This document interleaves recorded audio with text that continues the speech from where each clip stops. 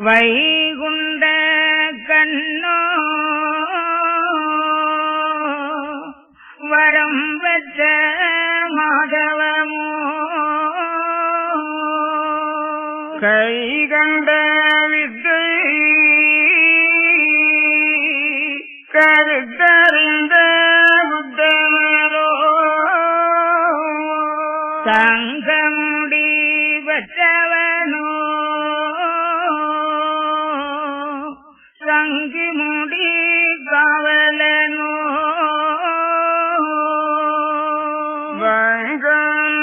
சங்கந்த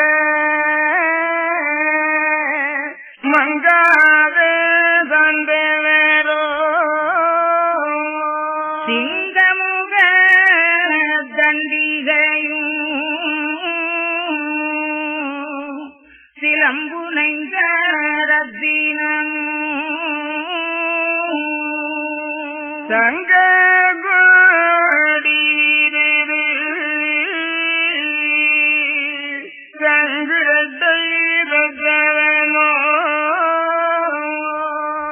முத்து சிலாப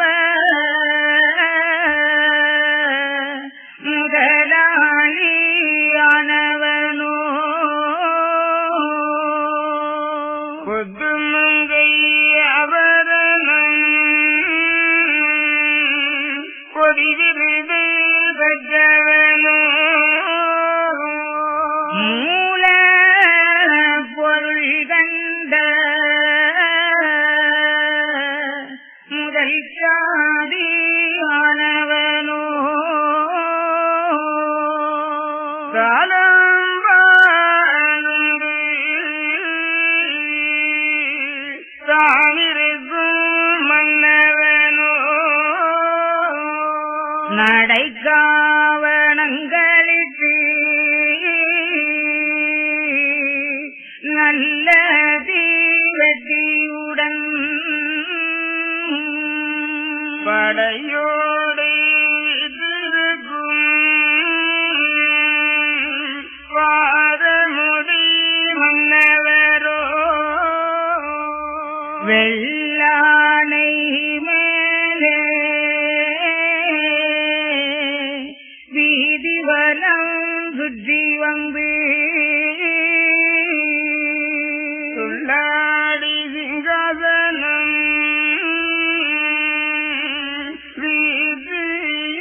வீசிருப்பவரோ பூதம் அது பந்தம் பிடித்து முன்னே தான் வரவே நாகரத்தை ஊதி நாடாளும் மன்னவரோ எக்காலம் ஊதி டம்மடம் மனமுடன் நிக்கான சிமையெங்கும் மேவி வரும் மன்னவரோ வாரணங்கள் கட்டி வையகத்தை தானாண்டு தோரணங்கள் நட்டி வைத்த தெய்வதிரு சந்தவரோ தருமமுடி பெற்றவரோ சாஸ்திரத்து கொற்றவரோ கர்மமது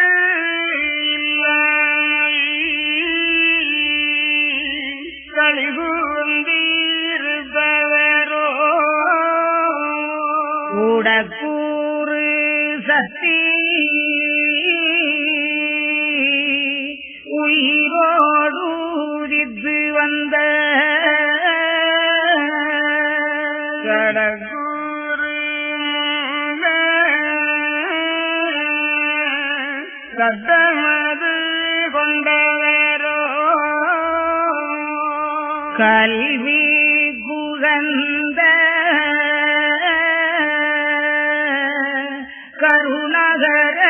கருணகரானவரோ வெல்வி குகந்த ஏமமது கொண்டவரோ தேவருக்கும் வானவர்க்கும் திருப்பதிகள் ஆவதற்கும் மூவருக்கும் உதவி செய்ய உதித்து வந்த கற்பகமோ சென்ற இடமெல்லாம் சிறப்பு வெகு மனமுடன் மண்டலங்கள் மிக வாழுகின்ற சந்தேரோ சான்றோருக்குள்ளே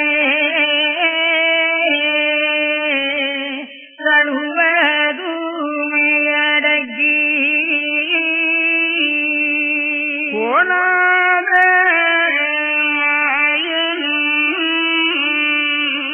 ஊரை கொடுத்து இந்த கண்ணோ அறிவு ஞானத்தோடும் ஆதி பிறவியோடும் தெரியுங்களையோடும் நடந்த சந்தவரோ சுட்டனந்த பேரை சூரசங்காரம் இட்டு கொட்டமிட்டு கோட்டை கொடி விழுது வெற்றகண்ணோ ஆண்டிருக்கும் மன்னவரோ அச்சுதரே பாலகரோ தாண்டி வரம்பத்து கரணியர தண்டவரோ பாண்டவரோ ஆண்டவரோ பால்வண்ணர் பெற்றெடுத்த சார்ந்தவரும்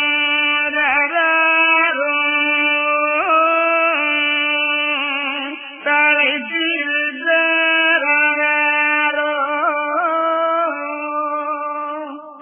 தங்கமணியோ நவமணியோ சலத்தில் விளைந்த தரளமுதோ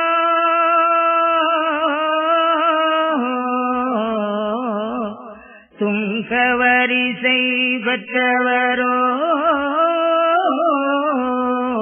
திருமால் விந்தில் உதித்தவரோ சிங்கமுடிகள் பெற்றவரோ தீமை அடக்கியாண்டவரோ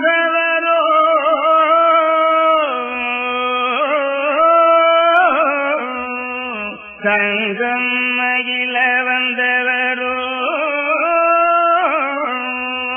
சான்றோர் வளர ராரோ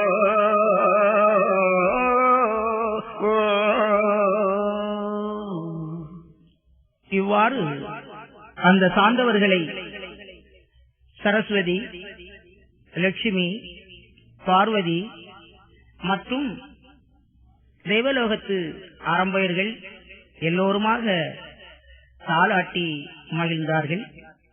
அடுத்தபடியாக சேனை ஊட்ட வேண்டும் என்று வானலோகத்து அமிர்தமாகிய ஆகாய ஊரலை கொண்டு வருவதற்காக தேவர்களை அனுப்பி வைக்கிறார்கள்.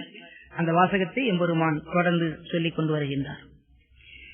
சந்தோஷமாக சரஸ்வதிதலாட்டி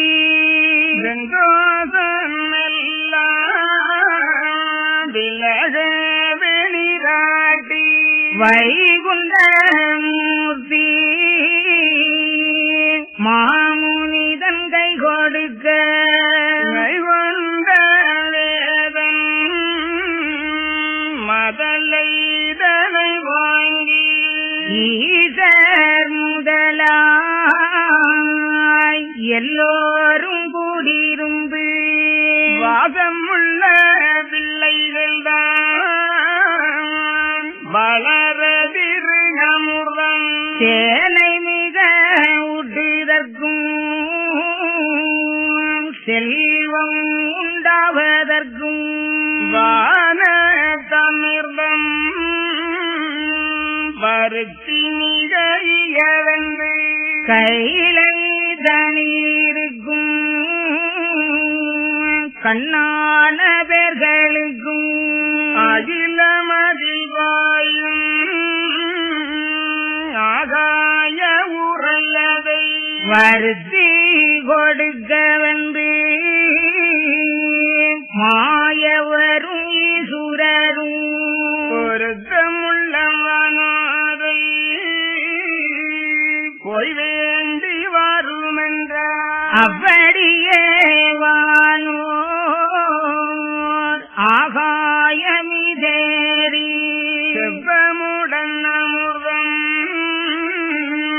சென்றவர்கள் வாழ்க்கையிலே ஆறு ரூபம் இல்லாத ஆகாயமேல் வழியே பாயும் அளவில் பல சாஸ்திரங்கள் கற்ற வீயும் மறைவெறியலும்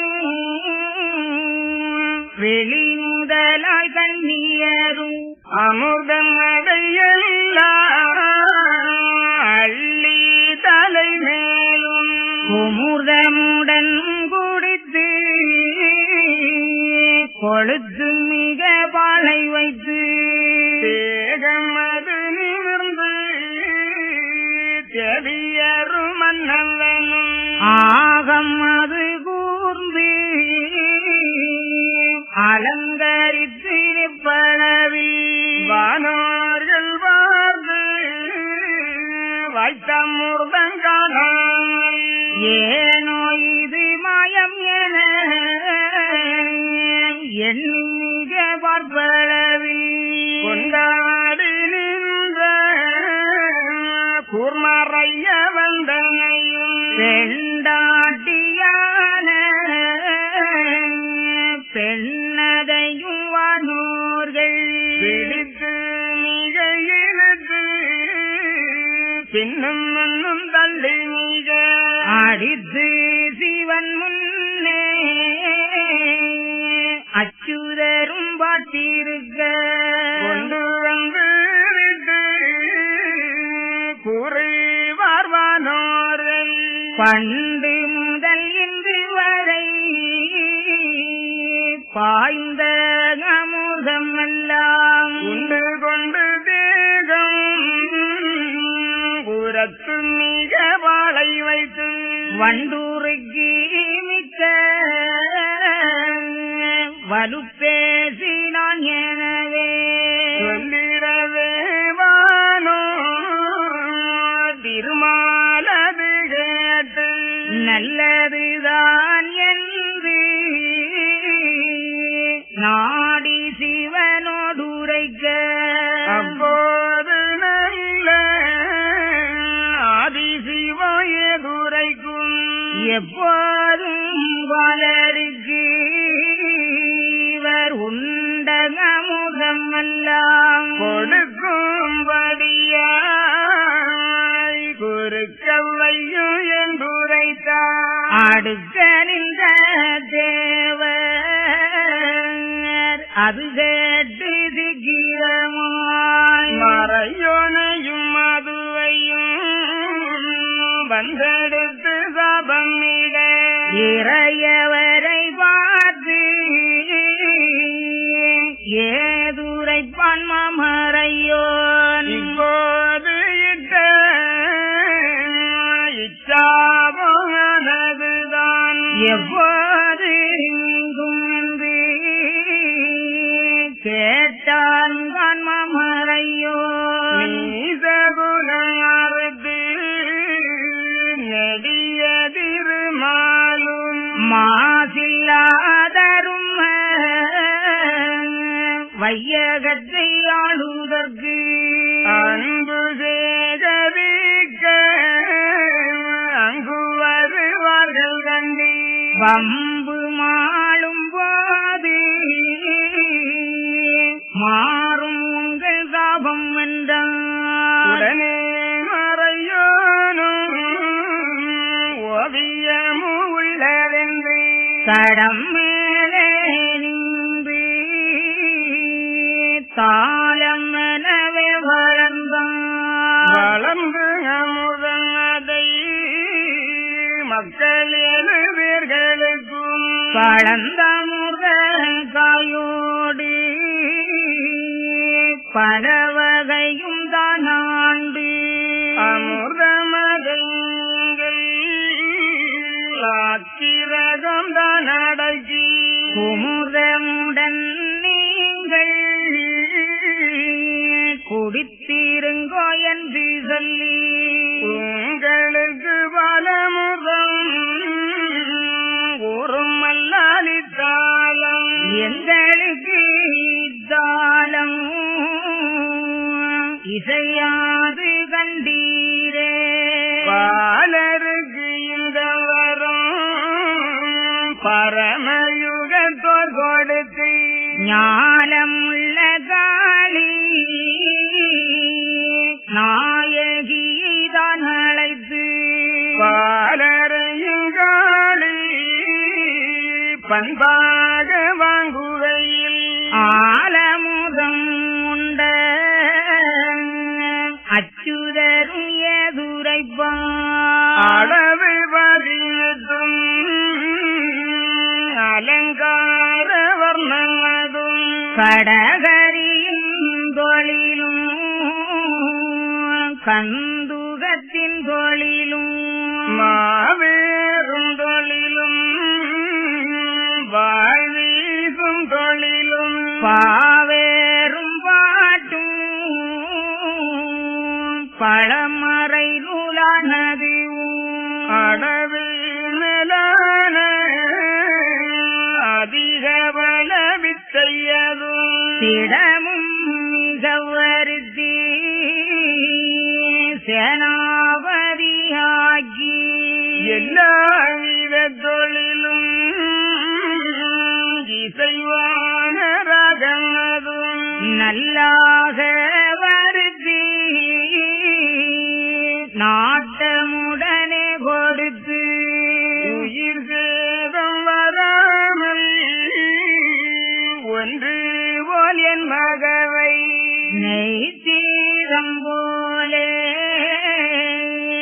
நீ வளர்த்து தவனவே அல்லாமல் என் மகவை யாதொரு தரானாலும் கொல்லாமல் காக்க கூடுமோ உன்னாலே அன்பான காளி அதற்கு அது சொல்லலுற்றாள் என் பாலகர்தனையும்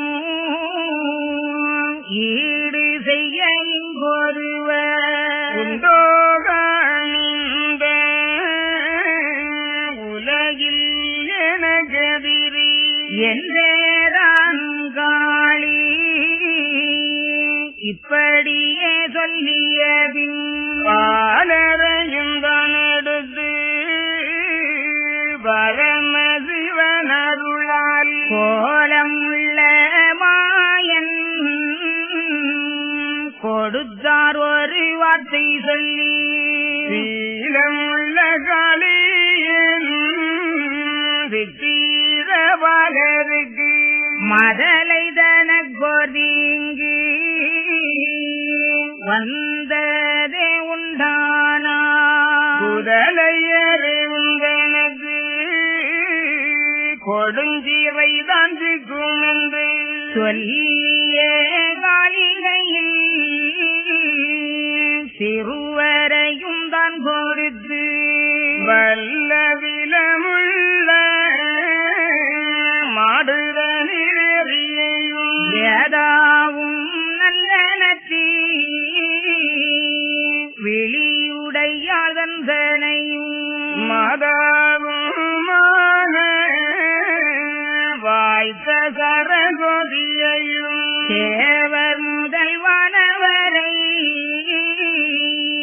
சிட்டர் முனிவோர்களையும் மூவர்களையும் கையிலை ஊரே போமென்றனுத்தி காளியையும் பிள்ளைகளை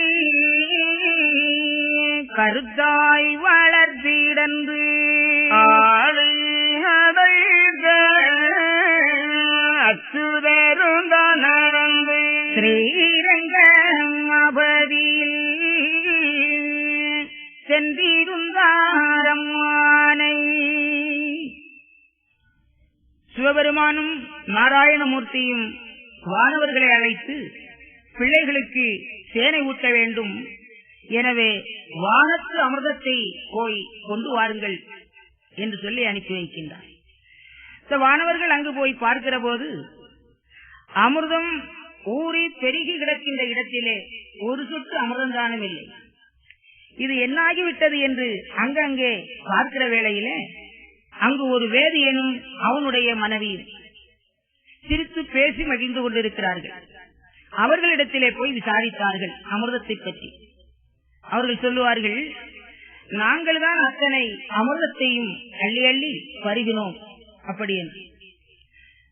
உடனே பிள்ளைகளுக்கு அமிர்தம் இல்லாமல் அத்தனை நீங்கள் உண்டு கொடுத்த காரணத்தினாலே இதை நீங்களே வந்து சபையிலே சொல்லுங்கள் என்று அந்த 2 பேரையும் அப்படியே கூட்டிக் கொண்டு வருகிறார்கள்.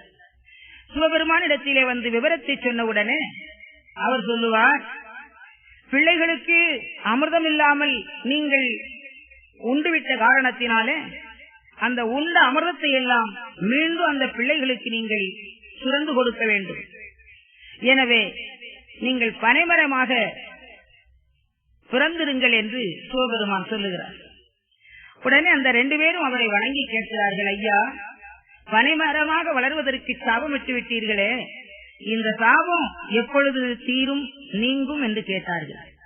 அதற்கு சிவபெருமான் சொல்லுகிறார், நீச குலமறுத்து நெடிய திருமாலும் மாசில்லாத தர்ம வையகத்தை ஆளுவதற்காக வேண்டி அன்பு சேகரிக்க பூலோகத்திலே வருவார். அப்பொழுது வம்பு மாளும் போது உங்களுடைய சாபம் தீரும் என்று விடை கொடுத்து பனைமரமாக குறுக்க வைத்தார்கள். இந்த பனைமரத்தில் உள்ள காய், கனி, கிழங்கு மற்றும் சகல வகைகளும் இந்த அமிர்தத்தோடு உங்களுக்கு பயன் தரும், நீங்கள் அதை ஆண்டு கொள்ளலாம். ஆனால் இந்த அமிர்தத்தை உண்ணும் போது மட்டும் அதனுடைய ஆக்கிரமத்தை அடக்கி நீங்கள் உண்ண வேண்டும். இனிமேல் இது உங்களுக்குத்தான் பொருந்துமே அல்லாது தேவர்களாகிய எங்களுக்கு இது பொருந்தாது அப்படி என்று பிள்ளைகளுக்கு அதை பயன்படுத்துகின்ற விதத்தையும் சொல்லி அந்த பிள்ளைகளை எடுத்து காளி கையிலே எம்பெருமான் கொடுக்கிறார். அப்படி கொடுக்கிற போது சொல்லுவார், பத்திரமா காளியே, என்னுடைய பிள்ளைகளாகிய இந்த சார்ந்தவர்களுக்கு அடவு 18 அலங்கார வர்மமதும் கடகரியின் தொழிலும் சந்திரத்தின் தொழிலும் மாவேறும் தொழிலும் வாழ்வீசும் தொழிலும் பாவேறும் பாட்டும் பல மறைகள் எது உண்டுமோ அத்தனை அந்த பிள்ளைகளுக்கு சிறக்க வரவருத்தி திடமுடையவர்களாக்கி சேனாதிபதிகளாக்கி அவர்களை என்னிடத்திலே நீ ஒப்படைக்க வேண்டும். அப்படி ஒப்படைக்கின்ற அந்த வேளையிலே மட்டும் பிள்ளைகளுக்கு உயிர் சேதம் வரக்கூடாது அப்படி என்று சொல்லி அந்த காளி இடத்திலே பிள்ளையை கொடுக்கின்றார். அவள் அதை வாங்குகிற போது சொல்லுகின்றாள், என்னுடைய பாலகர் தன்னை ஈடு செய்ய எனக்கு எதிராக இந்த உலகத்திலே ஒருவர் உளரோ அப்படி என்று அகங்காரத்தோடு பேசினாள். எம்பெருமான் அதையும் மனதிலே அடக்கமாக வைத்துவிட்டு அந்த காளியிடத்திலே சொல்லுகிறார், அம்மா, உயிர் சேதம் இல்லாமல் பாதுகாத்து என்னிடத்திலே ஒப்படைத்தால் ரொம்ப சந்தோஷம். ஆனால் உயிர் சேதம் மட்டும் வந்ததே உண்டானால் உனக்கு சிறை தண்டனை கிடைக்கும், அதுவும் தப்பாது என்று அந்த பிள்ளைகளை அந்த பத்திரமா காளியிடத்திலே எடுத்து கொடுத்து அனுப்பி வைக்கின்றார்கள். அங்கு வந்த தேவர்களை எல்லாம் விடை கொடுத்து அனுப்பி வைத்துவிட்டு எம்பெருமான் நாராயணமூர்த்தி ஸ்ரீரங்க மாபதியிலே போய் அரங்கநாதனாக பள்ளி கொள்ளுகின்றார்.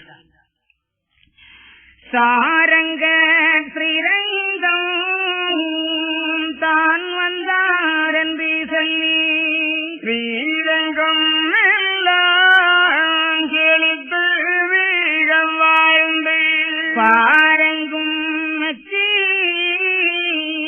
பறந்தது காணும் மானை அப்படியே அப்படியிலே இருக்க எப்படியும் ஸ்ரீரங்கம் இனிதழைக்கும் என்றும் மிக மூவர் முதலாய் 30 முக்கோடி தேவர் முதலாய் சிந்தைகளில் இருந்தார். ஸ்ரீரங்கமானதிருப்பது வளமை சாரங்கராய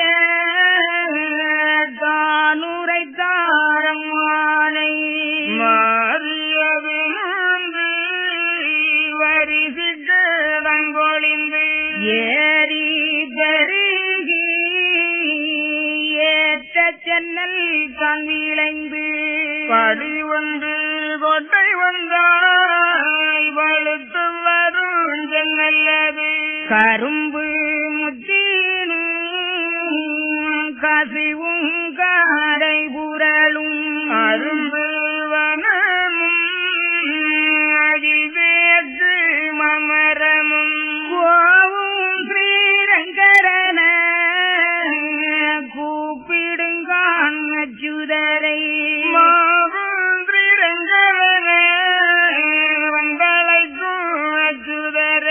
மகிழ்குயில் மாங்கலையும் வாய்த்தானில் பஜ்ஜிகளும் ஒய்யாத சுடரை உள்ளாட்சி ஆடி வரும் அவ்வூரில் உள்ள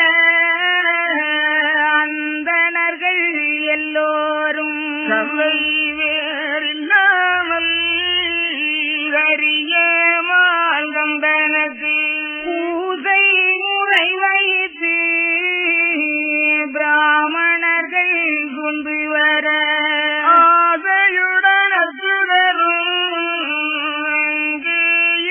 நிதிருந்தார் ஸ்ரீரங்க மபதியில் சென்றிருக்கும் அப்போது சாரங்கர் வெற்ற சான்றோர்களின் பெருமை சொல்லுகிறாரங்கள் திருமால் காணும் மானை நல்லதுதான்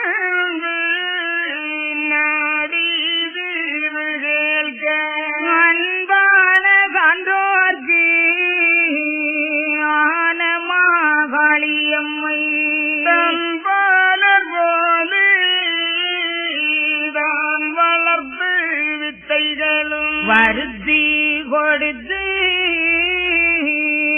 மன்னர் தானாகி கருத்திலுரகாளி கண்ணான மக்களுக்கு வேண்டும் பணிகளெல்லாம் விதம் விதமாய் தான் எடுத்து உண்டந்த மக்களையும் புத்தானமை வளர்த்தாள் மிக்க நல்ல பிள்ளைகள் தான் வீரரன குகையில் தக்கனந்த தூரன் தன் பேரில் மகாளி படைக்கு எழுந்தருளி பாலரையும் தான் கூட்டி நடைக்கு அதிகமுள்ள போர்க்கோலம் விட்டு புட்டாபூரங்கடந்து ஆர்கமுள்ள காலி அழகை வாழையுடனே சான்றோரை விட்டு தக்கனையும் தான் வதைத்து மூன்றோரை நெஞ்சில் வைத்து ஓங்கார மகாளி தக்கனையும் கொன்று சான்றோராவர் தனக்கு மிக வருது மிக கொடுத்து மகாளி புட்டாபுரத்தி பூதகணம் சுண்டு நிற்க கட்டாத காலி கமலத்தில் விட்டிருந்தாள். சாரங்கர் ஸ்ரீரங்கம் வந்தார் என்றவுடனே அந்த பாரெல்லாம் செழித்ததாம். வருஷிக்க மாதம் மும்மாறி பொழிந்து ஏரி பெருகி ஏற்ற சென்னல் விளைந்தது. மயில் குயில் மான் கலைகள் இப்படிப்பட்ட உயிர்களெல்லாம் எம்பெருமானுடைய திருநாமம் சொல்லி ஆனந்தமாக மகிழ்ந்திருந்ததாம். அவ்வூரிலே வாழுகின்ற அந்தணர்கள் எம்பெருமானுக்கு முறைப்படி நடத்த வேண்டிய பூஜை புனஸ்காரங்களை செய்து அவர்களும் சந்தோஷப்பட்டிருந்தார்கள். இப்படியாக ஸ்ரீரங்கம் செழித்து அங்கு வாழுகின்ற உயிர்களும் மகிழ்ச்சியாக இருக்கின்றது. ஆனால் பத்திரமாகாளி அம்மையானவள் பிள்ளைகளை வாங்கி வந்து வளர்க்கின்ற போது 1000 கலைகள் 64 அந்த பிள்ளைகளுக்கு கற்றுக் கொடுத்தாள்.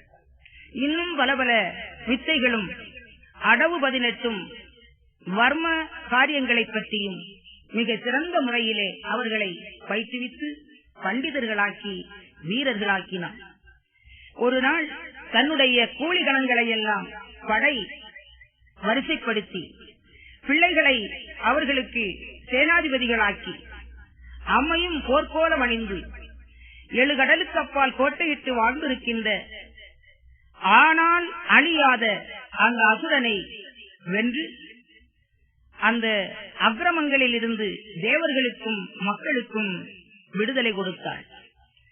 சூரனை சம்ஹாரம் பண்ணிய அந்த காளியானவள் மிக்க மகிழ்ச்சியோடு புட்டாபுரத்திலே பூதகணங்கள் சூழ்ந்திருக்க கமலத்திலே அந்த அம்மை வீற்றிருக்கின்றாள். இனி அந்த பிள்ளைகளுக்கு கல்யாணம் செய்து வைக்க வேண்டும் என்று அந்த காரியத்தை பார்க்கின்றாள்.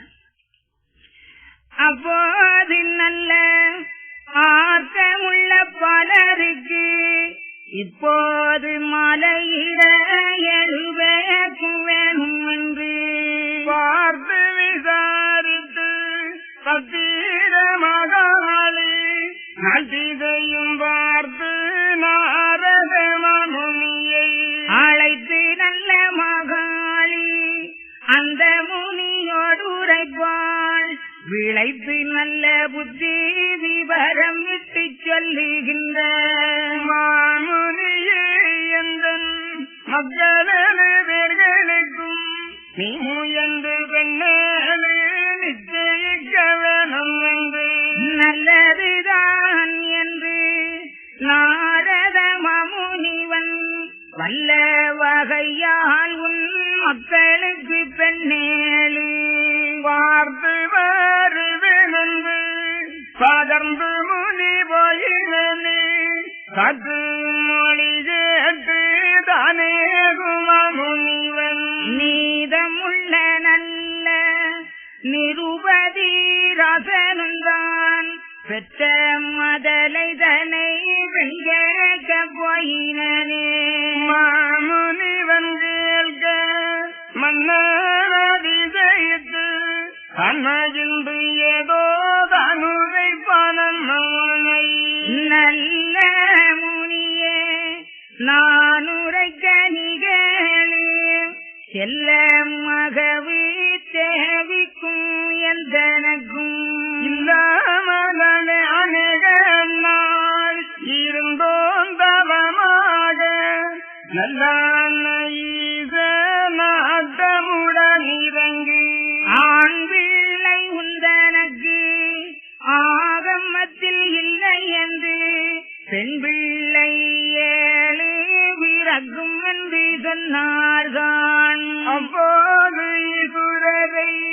அடியே மிக பார்த்து இப்போது எந்தனக்கு இரண முடிவாகுதையில் கொள்ளி வைக்க பிள்ளை ஒன்று கொடிவும் என்றேன் செள்ளிமையாயீச செப்பு மொழி நீர் கேளும் தெய்வச்சான்றோராய் சித்தீர மகாளி கையதுக்குள் வந்து உன் கண்ணியது பேர்களையும் மாலையிட்டு உந்தனக்கு வரும் ஆபத்தை எல்லாம் மேவலராய் காத்து மேதினியோதனறிய உந்தனக்கு நல்ல உதவி மிக செய்வதற்கும் வந்திருப்பார் என்று வகுத்தாரே சுரரும் ஆனதால் பெண்ணேளு அவர்க்கேதான் அல்லாது வானமுனியே மற்றவர்க்கும் ஆகாதே என்று நிறுவதனும் எத்த முனியோடுரைக்க நன்று நன்று என்று நாரதரும் சம்மதித்து மன்னவனே கேளு மாகாளி தன்னிடத்தில் சொன்ன பிள்ளை ஏழும் சிரம் திருக்கிறாரனவே அந்த மன்னரான ஆண் பிள்ளைகளானோர்க்கு இந்த முகத்தோயான் கேட்க வந்தேன் சொல்ல முனி மன்னவனும் சோபிதமாய் மகிழ்ந்து நல்ல முகிர்தம் நாளிட்டானம் மானை நாளிட்டு நரதரும் நல்ல மாகாளியுடன் காளினையை போற்றி தனுரை தரம் மானை மாகாளி உந்தனுட மக்களு பெர்களுக்கும் வாகான மன்னன் வாய்த்த நிறுவனுட மக்களு பெண்களையும் மலை மனம் சுட்டுதற்கு மிக்க நாளிட்டு நெறி வந்தது என்று முனி சொல்ல ஏற்ற மாகாளி சொல்வாள் நன்று நல்ல மாமுனியே நான் வளர்த்த கண்மணிகள் தெய்வ பிறவி நல்லோ இதை வென்ற சந்தோர்கள் பேசி வந்த பெண்ணுக்கு பிறவி என்ன மாமுனியே உய்த்து வந்த பெண்ணேளி உற்பவம் சொல் மாமுனியே வீரரென வளர்ந்துவிட்ட தெய்வப் பிறவிகளாம் சார்ந்தவர்களுக்கு தக்க இடத்திலே பெண் பார்த்து திருமணம் செய்து வைக்க வேண்டும் என்று அந்த அம்மை பத்திரமாகாளியானவள் எண்ணினாள். உடனே நாரத மகரிஷியை வரவழைத்து பெண் பார்த்து வரும்படியாக அனுப்பி வைக்கின்றாள் அந்த அன்னை. நாரதரும் உடனே நிருபதிராஜன் என்று நாட்டை ஆண்டு வந்த மன்னனிடத்திலே செல்லுகின்றார். ஏனென்றால் அவன் 7 பெண் மக்களை பெற்று வளர்த்து அவர்களும் கல்யாண பருவத்திலே இருக்கின்றார்கள். தான் வந்த விவரத்தை அந்த நிருபதிராஜனிடத்திலே நாரதர் சொல்லியவுடனே அந்த மன்னன் எடுத்துரைக்கின்றார். மாமுனிவரே, நானும் என் தேவியும் அநேக நாள் பிள்ளை இல்லாது பிள்ளைக்காக சிவபெருமானை வேண்டி தவமிருந்தோம். அப்போ ஒரு நாள் உனக்கு 7 பெண் பிள்ளைகள் பிறக்கும் என்று சிவபெருமான் எடுத்துரைத்தார். உடனே நான் அவரை மீண்டும் வணங்கி கேட்கின்றேன், சுவாமி, 7 பெண் பிள்ளைகள் பிறக்கும் என்று சொல்லுகின்றீர்கள், ஆனால் எனக்கு அந்திய கால கடமையை செய்வதற்கு ஆண்மகவு வேண்டுமே என்று. உடனே சிவபெருமான் சொல்லுவார், நிருபதி ராஜா, உனக்கு ஆண் பிள்ளை பிறப்பதற்கு உன் ஜாதகத்திலே வழி கிடையாது. ஆண் பிள்ளை வேணும் என்று நீ கேட்ட காரணத்தினாலே இந்த பிள்ளைகளை சீராக வளர்த்து பருவ காலத்திலே பத்திரமாகாளியின் கையதுக்குள்ளாக திசைவென்ற சார்ந்தவர்கள் தெய்வப் பிறவிகள் 7 பேர் வளர்ந்து வருவார்கள்.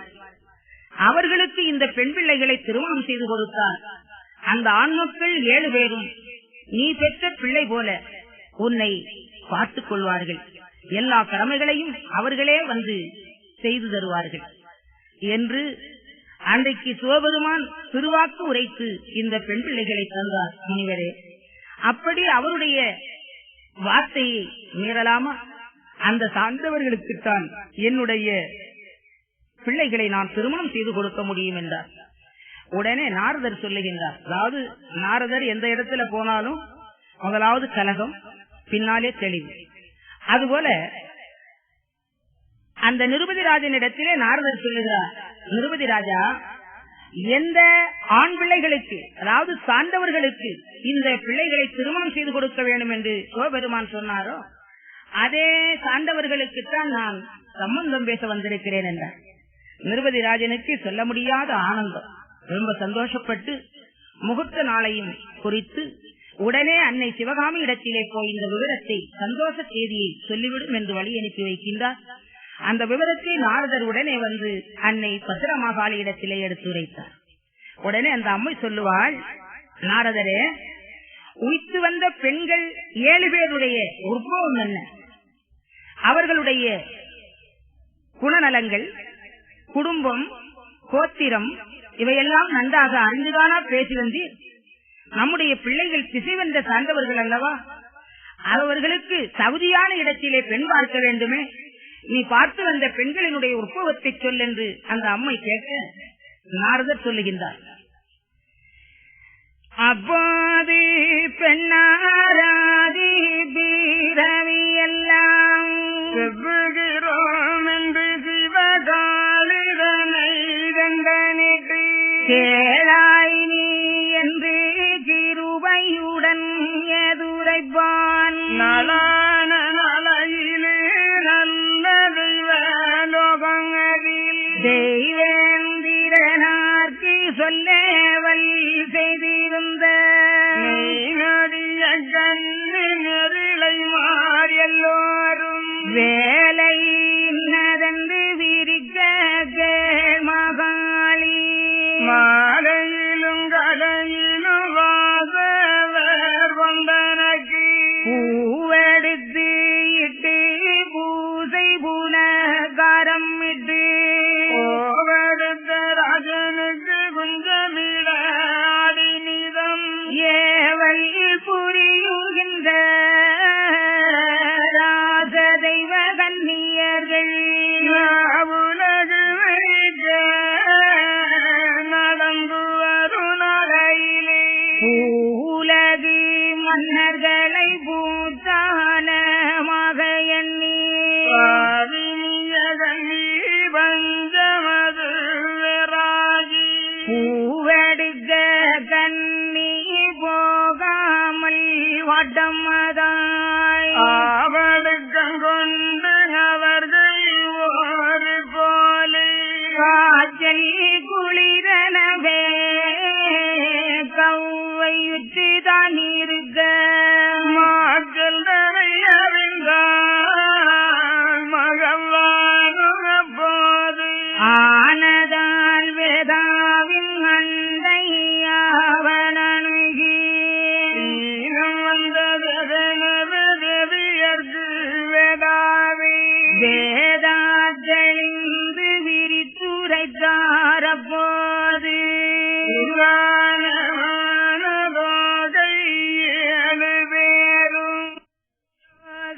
மன்னருக்கு பிரிய முற்றி மையல் கொண்டு